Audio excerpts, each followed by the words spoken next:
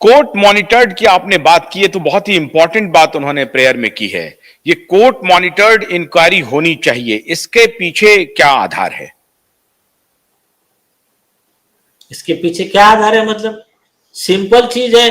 पहली चीज, पुलिस ने ठीक है जो गलत किया, लेकिन एसआईटी भी केस रीओपन करने के बाद में टेबल टेनिस ही चालू है ना एसआईटी का। जनवरी 2024 को, 1 जनवरी को रिपब्लिक भारत से लेकर सारा मीडिया पहुंच गया था मलाड में उस घर के सामने, क्योंकि एसआईटी ने कहा था हम सीन रिकंस्ट्रक्शन करेंगे। फिर किसका फोन आ गया, किसका क्या हफ्ता पहुंच गया या क्या हो गया, अचानक गायब, बेचारे पूरे पत्रकार परेशान। तो ये जो है, ऐसी सारी चीजें हैं, ये सफिशिएंट है, ये कोर्ट मॉनिटर इन्वेस्टिगेशन के लिए ये सफिशिएंट है। और उसमें क्लियर कहा गया कि पहले एफआईआर रजिस्टर होना चाहिए। एफआईआर रजिस्टर होने के बाद में ही फिर अरेस्ट, कस्टोडियल इंटरोगेशन, फिर narco test, brain mapping test, lie detector test, ये सब चीजें आती है। दिशा सालियान के पिता के इस तरह से खड़े हो जाने का अब जो आपको इंपैक्ट दिख रहा है, कानूनी इंपैक्ट तो दिख ही रहा है साफ साफ, ये पॉलिटिकल इंपैक्ट क्या होगा? हालांकि इसके लिए आप उपयुक्त आदमी नहीं है, लेकिन क्या अभी तक जो एक दबाव बन रहा था कि भाई सरकार उनकी थी तो उन्होंने ऐसा किया, सरकार बदल गई फिर भी कुछ नहीं हो रहा है, जैसा आपने कहा कि एसआईटी हुआ, सीन रिक्रिएट होने वाला था, फिर किसका फोन आ गया जो सीन रिक्रिएशन एकाएक बंद हो गया।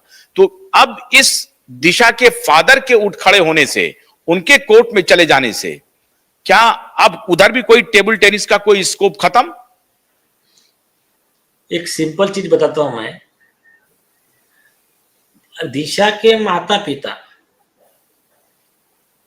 अब अगर खड़े होते हैं, हो गए मतलब, तो इनको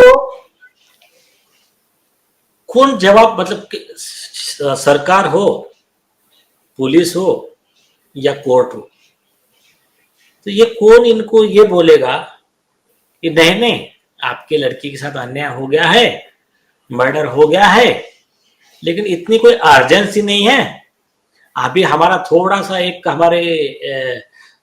आदित्य ठाकरे साहब के घर की बकरी चोरी हो गई थी, वो इंपॉर्टेंट है, आज हम उसका इन्वेस्टिगेशन कर रहे हैं। और दूसरा वो कोर्ट में अभी हमारा थोड़ा सा एक विषय चल रहा है, उसके 20,000 रुपए गुम गए थे, तो वो इंपॉर्टेंट है, वो हियरिंग करेंगे, आपके बेटी का विषय हम अभी देखेंगे 4-5 साल। ऐसा बोल सकता है क्या कोई? नहीं बोल सकता है। तो अभी छोड़ दीजिए। और अभी पब्लिक का जो रिस्पांस है इसमें, खास करके अभी क्यूआई पे मैं देख रहा हूं, तो ये अभी नहीं, अब नहीं दबने वाला विषय, और अभी वो स्टेज क्रॉस हो चुकी है।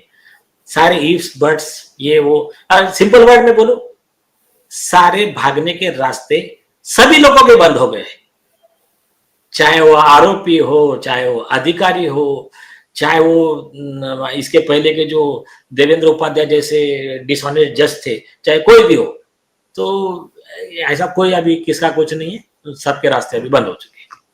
तो न्याय पाने का दरवाजा है ये दिशा के फादर का कोर्ट में अपीयर होना या कोर्ट में अपना प्रेयर लगाना, क्या ये न्याय पाने का पहला दरवाजा है? अब ये खुल गया फिर क्या? तो और उसमें एक्चुअली ये केस ऐसा है, इसमें कोर्ट ने सो मोटो कॉग्निजेंस लेना चाहिए, लेकिन कोई बात नहीं, अभी कोर्ट के सामने आ जाएगा पूरा विषय, और दूध का दूध पानी का पानी हो जाएगा।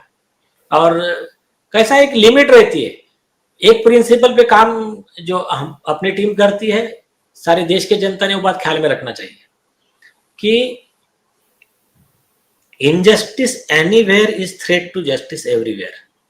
आज सतीश सालियान जो है दिशा के पिता, आज उनके बेटी के साथ हुआ है, आज एक महिला के साथ हुआ है, वो किसी की बहन है उसके साथ हुआ है, कल चल के उसके जगह आप खुद हो सकती हो, ये सारे महिलाएं सोचे, आपकी बेटी हो सकती है, ये किसी की बहन हो सकती है। तो ये सारा समाज अगर ये सोचे, तो इसको अगर आज रोक दिया तो आगे चल के फिर ये आपकी आने वाली पीढ़ी, आप लोग सुरक्षित रहेंगे। आज इसके खिलाफ आवाज नहीं उठाया, evil tolerated is evil propagated, तो आपने उसको बढ़ावा दे दिया। उसको और अगर सिंपल वर्ड में बोला जाए ना, this world suffered a lot not because of violence of bad people, but because of silence of good people.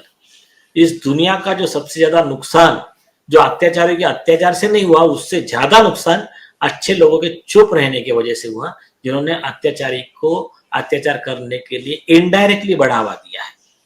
तो ये जो है, ये समाज इस बात को अच्छी तरह से समझ ले तो अभी है, लेकिन हमारे लिए अच्छी बात है कि अच्छा जागरूक समाज है और इसमें ये समाज उठकर खड़ा हुआ है, उनका सपोर्ट है, इसलिए मामला आगे बढ़ रहा है।